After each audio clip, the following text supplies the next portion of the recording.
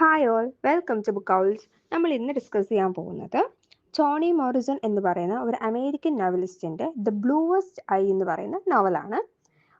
ഇത് HSC ഇംഗ്ലീഷുകാരൊക്കെ ഉണ്ടെങ്കിൽ അവർക്ക് നല്ല യൂസ്ഫുൾ ആയിരിക്കും. പിന്നെ യൂണിവേഴ്സിറ്റി എക്സാമിന് ഇത് വളരെ യൂസ്ഫുൾ ആയിരിക്കും. നമുക്ക് ആദ്യം ടോണി മോറിസൻ്റെ ഒരു ഇൻട്രോ നോക്കാം. പുള്ളിക്കാരൻ 1931 ജനിക്കുന്നത് 2019 മരിക്കുന്നുണ്ട്. സ്പീഡ് കൂടുതലാണോ? അമേരിക്കൻ നോവലിസ്റ്റ് ആണ്, എസ്സേയിസ്റ്റ് ആണ്, ബുക്ക് എഡിറ്റർ ആണ്, ഓൾസോ കോളേജ് പ്രൊഫസർ ആയിരുന്നു. പിന്നെ ഒരു MCQനൊക്കെ വേണമെങ്കിൽ ഇത് യൂസ്ഫുൾ ആയിരിക്കും. അവരുടെ ഒറിജിനൽ നെയിം എന്ന് വെച്ചാൽ കോൾ ആന്റണി വഫോർഡ് മോറിസൺ എന്നായിരുന്നു. 1988 ബിലവഡ് എന്ന് പറയുന്ന വോക്കിന് പിലിറ്റ്സർ പ്രൈസ് കിട്ടുന്നുണ്ട്. ഈ ബിലവഡ് എന്ന് പറയുന്ന വോക്ക് നമ്മുടെ ചാനലിൽ തന്നെ ചെയ്തിട്ടുണ്ട്. അപ്പോൾ നിങ്ങൾ കാണുകയാണെങ്കിൽ യൂസ്ഫുൾ ആയിരിക്കും. ഇനി നമുക്ക് നോവലിനെ പറ്റി പഠിക്കാം. ദ ബ്ലൂവസ്റ്റ് ഐ 1970 പബ്ലിഷ് ചെയ്യുന്നത്. ടോണി മോറിസന്റെ ആദ്യത്തെ നോവലായിരുന്നു.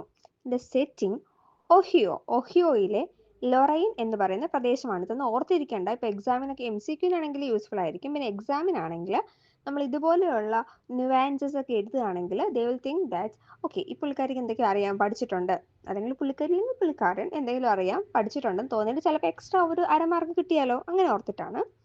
ഇനി ഈ കഥ നടക്കുന്നത് എങ്ങനെയാണെന്നാണ് കേട്ടോ. കഥ ഒരു തേർഡ് പേഴ്സൺ നറേറ്റീവിലൂടെയാണ് മുന്നോട്ട് പോകുന്നത്. അതുപോലെ ക്ലോഡിയ മക്ചിയർ ആ പുള്ളിക്കാരിയുടെയും പിന്നെ ഒരു ഒംനിസെൻ്റ് ആയിട്ടുള്ള തേർഡ് പേഴ്സൺ നറേറ്ററിലൂടെയാണ് കഥ മുന്നോട്ട് പോകുന്നത്. ഇനി നമ്മുടെ ഈ ഒരു നോവൽ 4 ഡിവൈഡ് ചെയ്തിട്ടുണ്ട്. ഓട്ടം, വിന്റർ, സ്പ്രിംഗ് ആൻഡ് സമ്മർ. ഒരു ചെറിയ ബ്രീഫ് പറയുകയാണെങ്കിൽ ഈ സ്റ്റോറി ഒരു യങ് ആഫ്രിക്കൻ അമേരിക്കൻ ഗേൾ, കുട്ടിയുടെ പേര് പെക്കോള എന്നാണ്. പെക്കോള എന്ന് പറയുന്ന ഒരു ആഫ്രിക്കൻ അമേരിക്കൻ ഗേളിൻ്റെ കഥയാണ്. നമ്മുടെ ഗ്രേറ്റ് ഡിപ്രഷൻ സമയത്ത് ജീവിച്ചിരുന്ന കുട്ടിയാണ്. അപ്പം ഈ വൈറ്റ് പീപ്പിൾ ഒരുപാട് അവരെ ക്രൂസിഫൈ ചെയ്തിട്ടുണ്ട്. ആരെയാണ്? നമ്മുടെ ബ്ലാക്ക് പീപ്പിളിനെ. ഇപ്പോഴും ഒരുപാടൊന്നും ഇല്ലെങ്കിലും നടക്കാറുണ്ടല്ലോ. നമ്മുടെ ഇന്ത്യയിലാണെങ്കിലും ജാതിയുടെയും മതത്തിൻ്റെയും കളറിൻ്റെയൊക്കെ പേരിൽ പ്രശ്നങ്ങളില്ലേ, അതുപോലെ അവിടെയും എക്സ്ട്രീം ആയിരുന്നു ആ സമയത്ത്. അപ്പോൾ ഈ കുട്ടി അങ്ങനെ ജീവിച്ചിരുന്ന ഒരാളാണ്. ഓക്കെ, അപ്പോൾ ആ കുട്ടിക്ക് അവൾ ബ്ലാക്ക് ആണല്ലോ, അപ്പോൾ അതുകൊണ്ട് തന്നെ അവളുടെ ഡാർക്ക് സ്കിൻ അല്ലെങ്കിൽ മാനറിസം അത് കാരണം സ്വയം ഒരു ഇൻഫീരിയോറിറ്റി കോംപ്ലക്സ് ക്രിയേറ്റ് ചെയ്യാണ്, ഡെവലപ്പ് ചെയ്യാണ്. ഞാൻ അഗ്ലി ആണെന്നൊരു തോന്നൽ വരുന്നു. അത് സ്വയം ക്രിയേറ്റ് ചെയ്യാൻ ഒരുപാട് ഇൻസിഡൻസ് ഉണ്ടായിട്ടുണ്ട്. അവളുടെ ഫ്രണ്ട്സ് അവളെ ട്രീറ്റ് ചെയ്യുന്ന രീതി, അവളുടെ മദർ പോലും അവളെ ട്രീറ്റ് ചെയ്യുന്ന രീതി. സോ ഈ ഒരു ഡാർക്ക് സ്കിൻ എന്തോ മോശമാണ്, അത് കാരണമാണ് എനിക്ക് ഇത്രയും ഡിസ്ക്രിമിനേഷൻ ഫേസ് ചെയ്യേണ്ടി വരുന്നതെന്നൊരു തോന്നൽ ഈ കൊച്ചിന് പണ്ട് തന്നെ മനസ്സിലുണ്ടായിരുന്നു. അപ്പോൾ എങ്ങനെയെങ്കിലും ബ്യൂട്ടി ആവണം, ബ്ലൂവസ്റ്റ് ആയി വേണം, അതാണ് അവളുടെ ഏറ്റവും വലിയ ആഗ്രഹം എന്ന് പറയുന്നത്. അപ്പോൾ അവൾ വിചാരിക്കുന്നത് വെച്ചാൽ അവൾക്ക് ഏറ്റവും വലിയ ആഗ്രഹം, അതായത് ഈ ഒരു ഇൻഫീരിയോറിറ്റി കോംപ്ലക്സിനെയൊക്കെ അവർ ഓവർകം ചെയ്യുന്നത് her everlasting desire for bluest eye, blue eye അവൾക്ക് വേണം. അവൾ ചിന്തിക്കുന്നത് ഈ ഒരു ബ്ലൂ ഐ കിട്ടുകയാണെങ്കിൽ അത് വൈറ്റ്നസ്സുമായിട്ട് നമുക്ക് ഇക്വേറ്റ് ചെയ്യാൻ പറ്റും, അങ്ങനെയാണ് അവൾ ചിന്തിക്കുന്നത്. The Black is Beautiful movement during the civil rights movement of 1960s aimed to eliminate the idea that black people's natural features such as skin color, facial features and hair are inherently ugly. അപ്പോൾ ഇങ്ങനെ ഒരു movement നടന്നിട്ടുണ്ടായിരുന്നു. എന്തിനാണ്? നമ്മുടെ ഈ black people ഉണ്ടല്ലോ, അപ്പോൾ അവരുടെ ഈ സ്കിൻ ആയാലും ഫേഷ്യൽ ഫീച്ചേഴ്സ് ഒക്കെ ആണെങ്കിലും ഇൻഹെറന്റ്ലി അഗ്ലി ആണെന്നൊരു തോന്നൽ ആൾക്കാരുടെ മനസ്സിൽ ഒരു ടാബു ആയിട്ട് എസ്റ്റാബ്ലിഷ്ഡ് ആയിട്ടുണ്ട്. അതിനെ എലിമിനേറ്റ് ചെയ്യാൻ വേണ്ടിയിട്ടായിരുന്നു the black is beautiful movement നടന്നിട്ടുണ്ടായിരുന്നത്. ഇനി നമുക്ക് ദ ബ്ലൂവസ്റ്റ് ഐ എന്ന് പറയുന്ന നോവലിലെ പ്രധാനപ്പെട്ട ക്യാരക്ടേഴ്സിനെ പരിചയപ്പെടാം. ഓക്കെ, ക്യാരക്ടേഴ്സ് എന്ന് പറഞ്ഞാൽ ആദ്യം നമുക്ക് പെക്കോള എന്ന് പറഞ്ഞൊരു കുട്ടിയുണ്ട്. പെക്കോള ബ്രീഡ്ലഫ് നോവലിലെ പ്രൊട്ടാഗണിസ്റ്റ് ആണ്. പെക്കോള ഒരു 11 വയസ്സ് പ്രായമുള്ള ബ്ലാക്ക് ഗേൾ ആണ്. ഒരു അബ്യൂസീവ് ആയിട്ടുള്ള ഹോമിൽ നിന്ന് വന്നിട്ടുള്ള കൊച്ചാണ്. അവൾ വിശ്വസിക്കുന്നത് അവൾ അഗ്ലിയാണ്. അതുപോലെ തന്നെ അവളുടെ പാരൻസിൻ്റെ ക്രുവൽറ്റി ഒക്കെ അവൾ സഫർ ചെയ്യുന്നുണ്ട്. ക്ലാസ്മേറ്റ്സ് അവൾ അഗ്ലി എന്ന് പറഞ്ഞ് കളിയാക്കുന്നുണ്ട്. ക്ലാസ്മേറ്റ്സ് ഒക്കെ ഓക്കെ പോട്ടെ, പക്ഷെ സ്വന്തം അമ്മ വരെ ആ ഒരു രീതിയിലാണ് സംസാരിക്കുന്നതെങ്കിൽ എന്തായിരിക്കുമല്ലേ വിഷമം. ഇനി she desires blue eyes, believing that they will make her beautiful based on her unquestioning belief regarding whiteness as the sole standard of beauty. അവൾ ചിന്തിക്കുന്നത് ഈ വൈറ്റ്നെസ് ആണ് നമ്മുടെ ബ്യൂട്ടിയുടെ സോൾ സ്റ്റാൻഡേർഡ് എന്നാണ്. ഓക്കെ, അപ്പോൾ അതുകൊണ്ട് തന്നെ എങ്ങനെങ്കിലും അതിന് രക്ഷപ്പെടാൻ വേണ്ടിയിട്ട് ബ്ലൂ ഐസ് കിട്ടണേ എന്ന് അവൾ പ്രതീക്ഷിക്കുന്നുണ്ട്. പിന്നീട് കഥയുടെ പോകെ അവളുടെ ഫാദറാൽ റേപ്പ് ചെയ്യപ്പെടുന്നുണ്ട്. ഭ്രാന്തായി പോകുന്നുണ്ട് ആ കുട്ടിക്ക്. Next Claudia MacTeer. Claudia MacTeer എന്ന് പറയുന്നത് നമ്മുടെ നോവലിൻ്റെ ചില പാർട്സിൻ്റെയൊക്കെ നാരറ്ററാണ്. ഒരു സ്ട്രോങ് വിൽഡ് ആയിട്ടുള്ള വളരെ പാഷനേറ്റ് ആയിട്ടുള്ള 9-year-old ബ്ലാക്ക് ഗേൾ ആണ്. അതുപോലെ ഈ പെക്കോളയുടെ ഫാമിലിയും ക്ലോഡിയയുടെ ഫാമിലിയും എക്സ്ട്രീം ഓപ്പോസിറ്റ് ആണ് കേട്ടോ. ഒരു എക്സ്ട്രീം ഓപ്പോസിറ്റ് എന്ന് വെച്ചാൽ സണ്ണും മൂണും പോലെ എന്ന് വേണമെങ്കിൽ നമുക്ക് പറയാൻ പറ്റും. ബിക്കോസ് പെക്കോളയുടെ ഫാമിലി ഭയങ്കര അബ്യൂസീവ് ആയിട്ടുള്ള ഫാമിലിയാണ്. Meanwhile the family of Claudia is purely supportive. അവരും ബ്ലാക്ക് ഫാമിലിയാണ്, പക്ഷേ അതൊരു എക്സ്ട്രീമിറ്റിയാണ് കാണിക്കുന്നത്.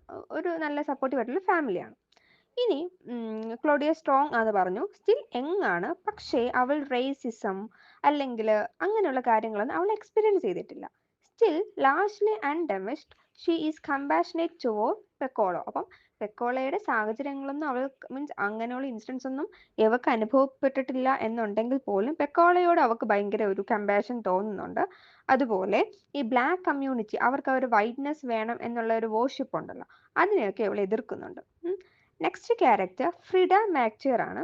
ഈ ഫ്രിഡ മാക്റ്റിയർ എന്ന് വെച്ചാൽ ക്ലോഡിയയുടെ ഓൾഡർ സിസ്റ്റർ ആണ്. 10 വയസ്സുണ്ട്. ഓൾസോ ക്ലോഡിയയ്ക്കുള്ള അതേപോലത്തെ ഇൻഡിപെൻഡൻസും ബ്രസീലിയൻസും ഒക്കെ ആ കുട്ടിക്കും ഉണ്ട്. ഫ്രിഡ ഷേർലി ടെമ്പിൾ എന്ന് പറയുന്ന ഒരാളെ സ്നേഹിക്കുന്നുണ്ട്. And other white actresses sharing the communities belief that whiteness is the paragon of beauty and virtue.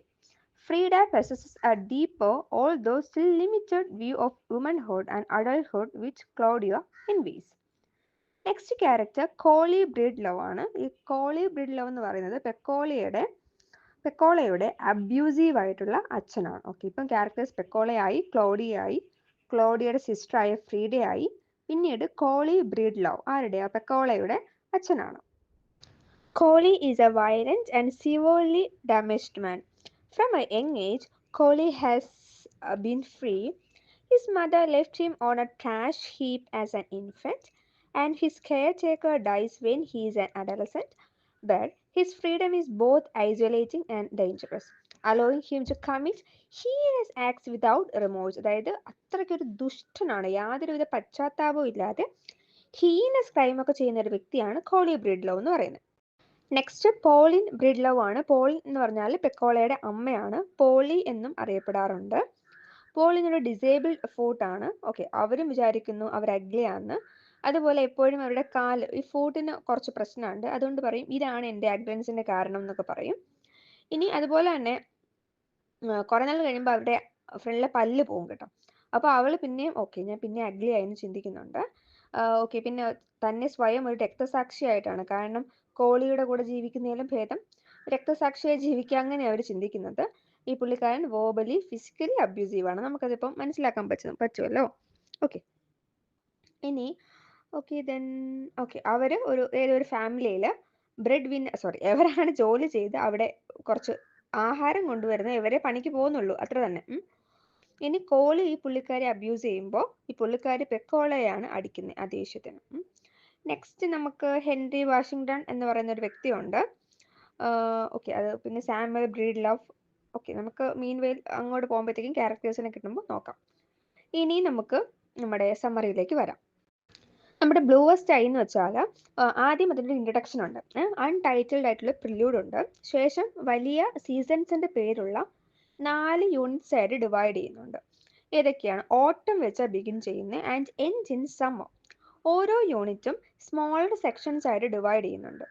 ആദ്യത്തെ സെക്ഷൻ, ഓരോ സീസണിലെയും ആദ്യത്തെ സെക്ഷൻ നറേറ്റ് ചെയ്യുന്നത് ക്ലോഡിയാണ്. ആരാ ക്ലോഡി എന്നറിയാലോ? ഓക്കെ, ഇനി അത് at the time that the main events of the plot take place. Claudia is A 9-year-old girl. അപ്പോൾ കഥ ഇങ്ങനെ തുടങ്ങുന്നത്, ഈ സംഭവങ്ങൾ, ഈ നോവലിൽ പറയാൻ പോകുന്ന സംഭവങ്ങൾ നടക്കുമ്പോൾ ക്ലോഡിയ 9 വയസ്സുള്ള കുട്ടിയായിരുന്നു. ഇനി നമുക്ക് മനസ്സിലാക്കാം, അവൾ പഴയ കഥകൾ പറയാണ്. അപ്പോൾ 9 വയസ്സുള്ള, ഇപ്പം കുറച്ച് പ്രായപൂർത്തി അഡൾട്ടായി, അവൾ പഴയ കഥ പറയാണ്.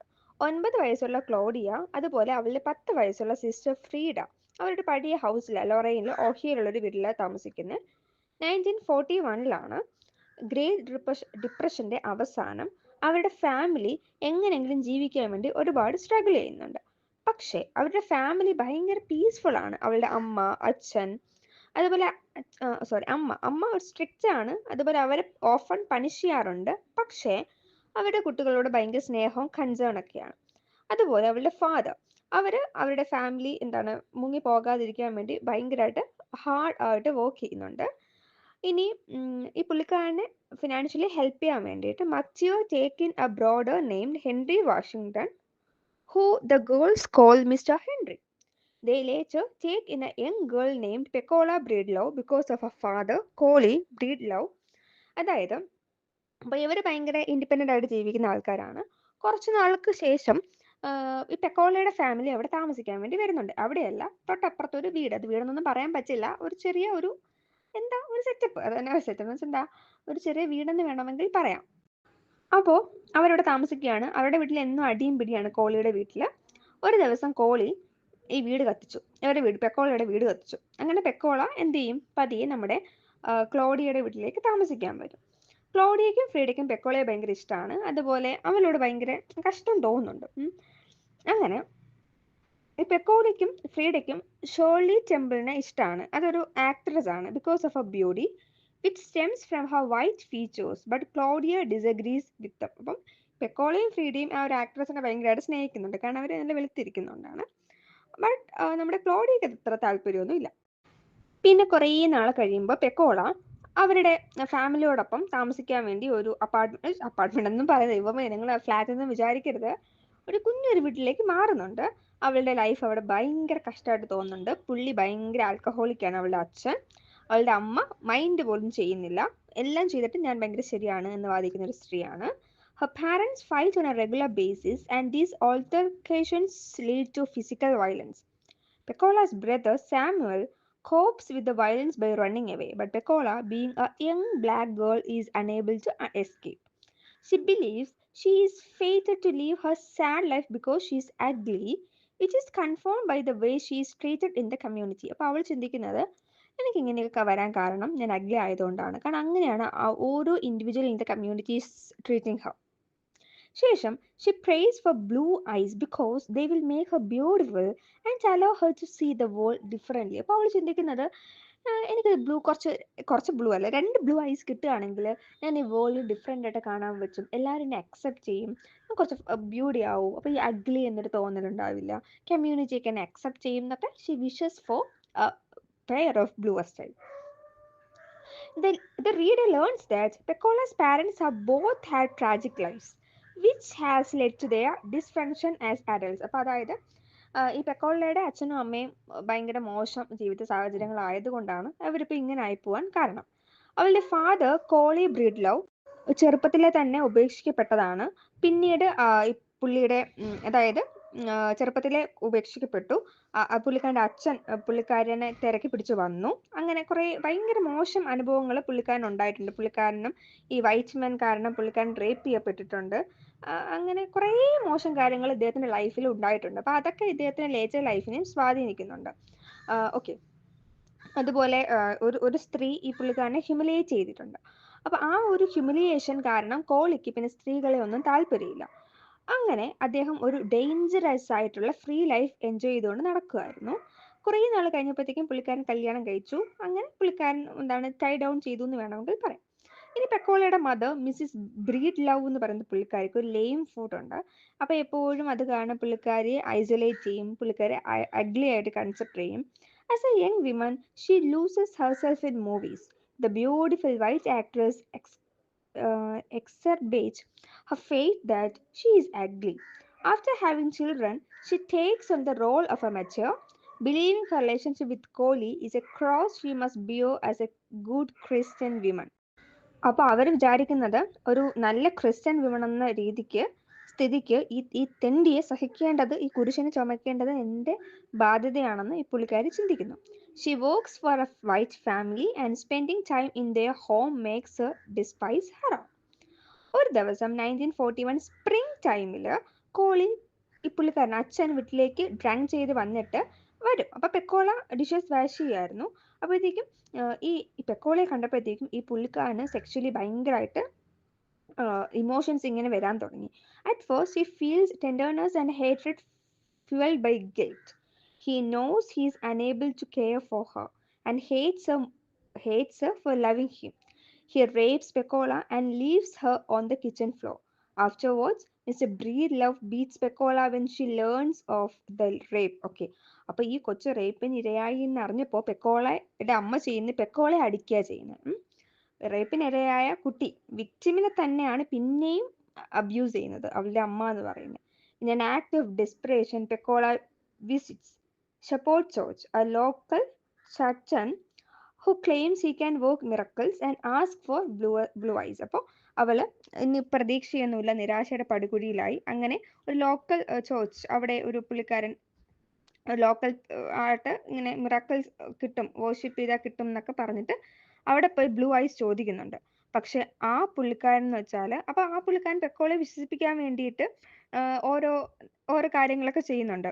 അതായത് ഒരു ഡോഗിനെയൊക്കെ പോയിസൺ ചെയ്തൊക്കെ കാണിച്ചു കൊടുക്കുന്നുണ്ട്. അങ്ങനെ കുറെ മിനുക്ക് പണിയൊക്കെ കാണിക്കുമ്പോഴത്തേക്കും ഈ പുള്ളിക്കാർ വിചാരിക്കും ഓക്കെ ഇത് ഒരു ഭയങ്കര മജീഷ്യനാണ്, ഈ പുള്ളിക്കാരനെ കൊണ്ട് എല്ലാം ചെയ്യാൻ പറ്റും, എൻ്റെ പ്രശ്നങ്ങളൊക്കെ മാറ്റി തരും എന്നൊക്കെ പാവം വിശ്വസിക്കുന്നു. കൊച്ചല്ലേ. സമ്മർ വരുന്നു. Claudia and Frieda begin selling marigold seeds to save for a new bike. അപ്പോൾ ഒരു പുതിയ ബൈസൈക്കിൾ വാങ്ങിക്കാൻ വേണ്ടിയിട്ട് അവർ മാരിഗോൾഡ് സീഡ്സ് വിൽക്കാൻ വേണ്ടി തുടങ്ങുകയാണ്. അപ്പോൾ അവർ കണ്ടോ, അവർ ഇൻഡിപെൻഡൻ്റ് ആയിട്ട് സ്വയം എന്തെങ്കിലുമൊക്കെ പരിപാടി ചെയ്ത് അവരുടെ ആഗ്രഹങ്ങളൊക്കെ അവർ സാധിക്കാൻ തുടങ്ങുകയാണ്. As they make their way around the neighborhood, they learn that Pecola has been impregnated by her father. Unlike the rest of the community, the girls want the baby to live. They sacrifice the money they have made, burying it by Pecola's house, and plant the remaining marigold seeds in their backyard. അപ്പോൾ അവർ വിചാരിച്ചു എന്താണ് ഈ okay ഈ കൊച്ച് അവൾ pregnant ആണല്ലോ, അപ്പോൾ അവളുടെ കൊച്ചിനെ എങ്കിലും സേവ് ചെയ്യണം. അപ്പോൾ അതിനൊക്കെ വേണ്ടിയിട്ട് അവർ അവരുടെ പൈസയെല്ലാം ഇവർക്ക് വേണ്ടി കൊടുക്കാൻ തീരുമാനിക്കുന്നുണ്ട്. ഓൾസോ അവരുടെ കയ്യിലുള്ള കുറേ ബാക്കിയുള്ള മെരിഗോൾഡ് ഉണ്ടല്ലോ, അത് പെക്കോളയുടെ ഹൗസിൻ്റെ അവിടെ ഒന്ന് കുഴിച്ചിട്ടു. അത് കിളിക്കും, അങ്ങനെ ഈ സീഡ്സ് ഗ്രോ ആവും. അപ്പോൾ അവരുടെ പ്രേയേഴ്സൊക്കെ ആൻസേർഡ് ആവും. അങ്ങനെ ആ ബേബി ജീവിക്കും. അപ്പോൾ ഇതിങ്ങനെ വരികയാണെങ്കിൽ, കിളിച്ച് വരികയാണെങ്കിൽ അവരുടെ പ്രയേഴ്സിനെയൊക്കെ ആൻസേർഡ് ആവും എന്നവർ പ്രതീക്ഷിച്ചു. പക്ഷേ in the end, however, the seeds do not grow and Pecola's baby dies. Afterward, Pecola goes mad and in her psychosis believes she has received blue eyes. അപ്പോൾ അവൾക്ക് ഭ്രാന്തായി. അപ്പോൾ അവൾ അങ്ങനെ ചിന്തിക്കുന്നത് അവൾക്ക് ബ്ലൂ ഐസ് കിട്ടിയെന്നാണ് കേട്ടോ. പാവം, അങ്ങനെയെങ്കിലും സമാധാനിച്ചോട്ടെ. The community disowns her and From then on, she lives isolated in her own world. അപ്പോൾ അതിനുശേഷം അവൾ അവളുടെ വേൾഡിൽ അവൾക്ക് ബ്ലൂ ഐസ് കിട്ടി എന്നൊക്കെ പറഞ്ഞിട്ട് അവളുടെ വേൾഡിൽ ജീവിക്കാൻ തുടങ്ങി. ഇതാണ് ദ ബ്ലൂവസ്റ്റ് ഐ എന്ന് പറയുന്ന നോവൽ. നമുക്ക് തീംസ് നോക്കാം. Whiteness as a beauty standard, അത് നമുക്ക് കേട്ടപ്പോൾ തന്നെ മനസ്സിലായിക്കൊണ്ടല്ലോ, കുറേ ഇൻസിഡൻസ് ഉണ്ടല്ലോ. പിന്നെ female in a patriarchal world, colourism, പിന്നെ racism, sexual initiation and violence, idea of home, അത് എക്സ്ട്രീം ഓപ്പോസിറ്റ് ആയിട്ട് ഫാമിലി, അവിടുത്തെ കുട്ടികൾ, അവരുടെ സാഹചര്യം, അത് കണ്ടപ്പോൾ മനസ്സിലാവുമല്ലോ, നമുക്കത് വെച്ച് എഴുതാം അങ്ങനെ ഒരു ക്വസ്റ്റ്യൻ ചോദിച്ചാൽ. പിന്നെ പോയിന്റ് ഓഫ് വ്യൂ, അതായത് ആരുടെയൊക്കെ കണ്ണിലൂടെയാണ് കഥ മുന്നോട്ട് പോകുന്നത് എന്ന് മനസ്സിലായി കാണുമല്ലോ. സിമ്പിൾസ് എന്താണ്? ഓഫ് കോഴ്സ് ബ്ലൂ ഐസ് ആണ്. സൊസൈറ്റിയിൽ ഒരു വില കിട്ടണമെങ്കിൽ ബ്ലൂ ഐസ് വേണമെന്നൊരു ചിന്ത. പിന്നെ marigold is the symbolical representation of growth, അല്ലെങ്കിൽ ബ്രൈറ്റ് ഫ്യൂച്ചർ, അങ്ങനെയൊക്കെ വേണമെങ്കിൽ നമുക്ക്, അല്ലെങ്കിൽ പ്രതീക്ഷ, ഹോപ്പ്, അങ്ങനെയൊക്കെ നമുക്ക് അതിനെ കൺസിഡർ ചെയ്യാൻ പറ്റും. ഇതാണ് നമ്മുടെ നോവൽ. മനസ്സിലായി കാണുമെന്ന് വിചാരിക്കുന്നു. മനസ്സിലായെങ്കിൽ സബ്സ്ക്രൈബ് ചെയ്യൂ. Thank you for watching.